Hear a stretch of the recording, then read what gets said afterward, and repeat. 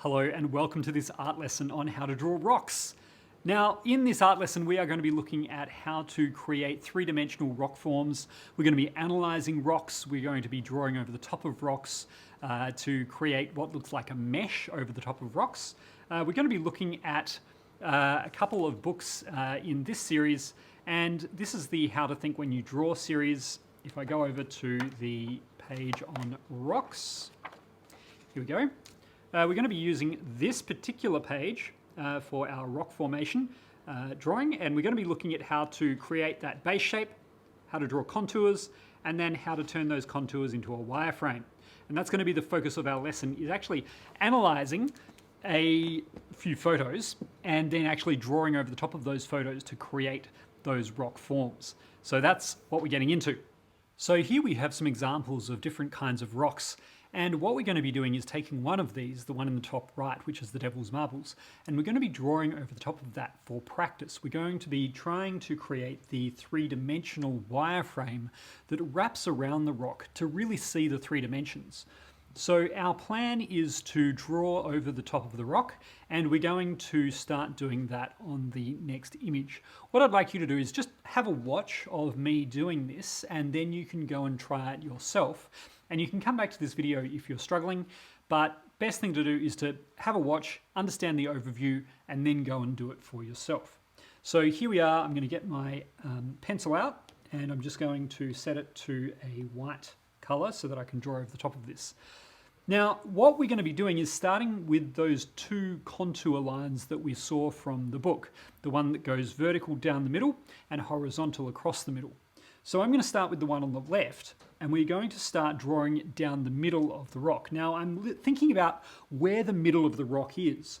And if I look at the one on the left, I'd say the middle is probably around here. This is the middle of that face on the rock. You can see where I've put that white dot. So everything that I draw is going to come towards that and wrap around that from the top. So here we are at the top, and I'm going to draw along there and wrap around, and I'm just imagining what this rock is going to look like in 3D.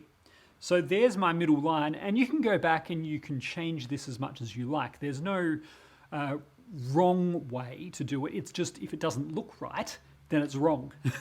So that's kind of you're training your brain to understand what looks right. And I could probably make this better. I feel like I haven't quite captured it as well as I could, so I might just erase that, and it'll be very similar again. But I'll have another go, and this is what you need to do. You need to have a go, review what you've done, see if you can figure out if there's a way that you can improve what you've done, and then go back and redo it again and again. And by reviewing your work and trying to figure out what you could improve on, you're going to get better. So here I'm just going to try and get that formation, and it's very similar. But yeah, I think I like that one a little bit better. And then that's going to wrap around sort of there. And then I'm going to do the one through the middle. So the middle one is going to wrap around like this. And you can see that I haven't just drawn a straight line through the middle there. What I've done is I've really made sure that I've tried to capture that form, the three-dimensional form. And I could probably bring this up a little more like that. I'm just going to erase this a little bit here to try and capture more of that three-dimensional form. Now again, it doesn't have to be absolutely perfect because we're doing a drawing of a three-dimensional object. We're trying to create a mesh here. We're not trying to exactly recreate it as a three-dimensional object. We're just trying to understand the basic form of it. So now that I've done that, I'm going to go and I'm going to do vertically the lines on either side of that middle vertical line. So I start from the middle and I work my way out. And I'm going to work on the line on the left. So here I'm going to try coming over and then coming under like that. And then on the other side, I'm going to try coming over and then coming under like that. And then what I'm going to do is start from the horizontal line, and we're going to start and work our way up and work our way down. So horizontally, I'm going to start from this side and move over, and then again over here, like that. And I'm just trying to imagine what this is like in 3 dimensions, because I don't know what it's going to be. I don't actually know what it is in 3 dimensions. I'm just trying to imagine what it might be. And so by doing this over and over and practicing this, it helps us to train our brain to see flat things in 3 dimensions and imagine what they might be. So here I'm going to grab this one, then I'm going to come over here and try and do that one. And then I'm going to wrap this little one down around there like that. And then I'm going to go, and you can see that there's a big blank space in here where there's no vertical line. So what I'm going to do is I'm actually going to wrap a vertical line around it going on the side. So here, if I grab this and put that down there like that, that helps to define that other side of the rock. So I'm going to do a couple more of those. Very gradually wrapping around.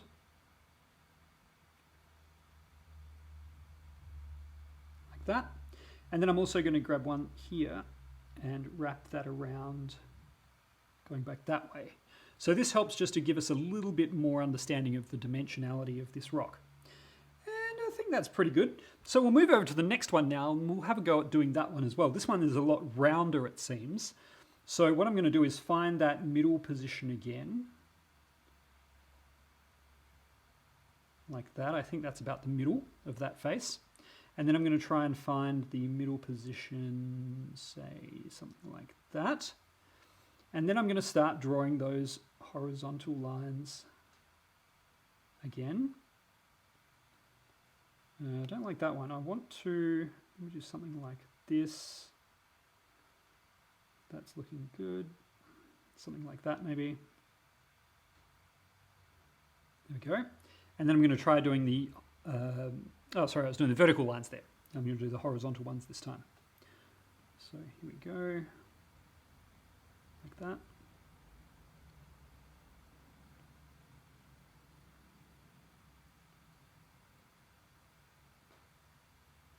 Something like that. And so I'm getting a really good sense of what that rock feels like in 3 dimensions. And this is what you need to do in order to really understand how to draw things in 3D, is you draw over the top of photos and try to imagine what that thing is in 3D and draw a mesh over the top of it. And this will really train your brain to start thinking of flat drawings as 3-dimensional, so that when it comes to actually drawing your rocks and your boulders, you'll be able to do those really cool 3D rocks and draw those, and they'll look 3D because you've actually practiced this technique of drawing these meshes over the top.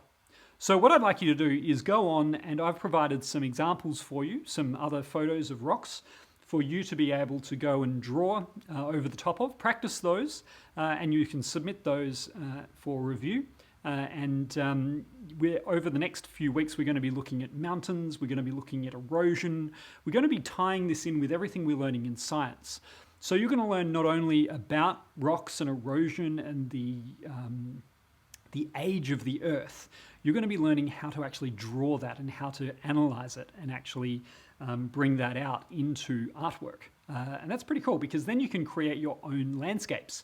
You can create alien landscapes, you can create landscapes on Earth, you can do all kinds of things because you understand how rocks are formed in science, but also how to draw them so that they look believable. So that's what I'd like you to do, is go and grab some of these images on the next few pages and have a drawer over the top of those. You can print these images out, or you can do them in the application that you want to do them in and submit them. So yeah, have fun doing that.